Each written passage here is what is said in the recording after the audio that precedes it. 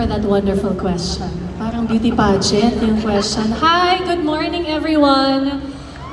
Ay, maraming salamat. BBS Space Bianca. Okay, joke lang. Hi everyone! Happy International Women's Day and month to all of us. I'm so happy to see so many young women and men here in the room.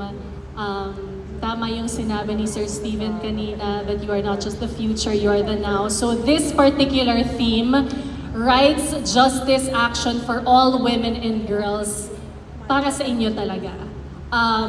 It may seem overwhelming, di ba? Big words, rights, justice, action. But what that really means for me, like you said, going out into communities, going on the ground, and trying to tell these stories as well. Rights, lahat tayong kababaihan, dapat aware tayo sa mga rights natin, di ba? Autonomy over our body is one of the most important, and that is something that the UN agencies have been going around the country to help young girls know that. Diba? Katawan ko to, my choice. I am responsible for this. I have boundaries. And syempre, para sa mga kalalakihan, we should respect that for the women and for us as well, diba? It's not gendered naman. Justice is if those rights are upheld. Action is when, walang justice doon. Yung rights niya, parang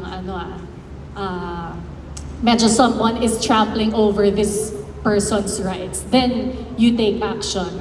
And for all women and girls, rounds up this theme to the point of you said earlier na empathy.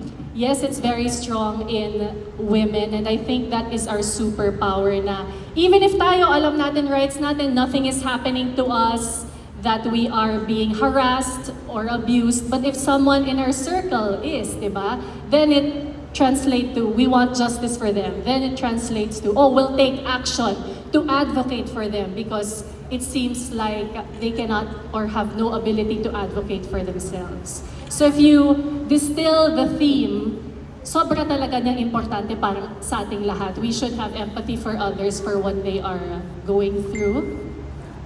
Even if iba yung realidad ng mga kababaihan. Maybe in communities from us here in Manila, we should care. And napaka-importante din for all women and girls to remind us that we are not alone in whatever we are going through. And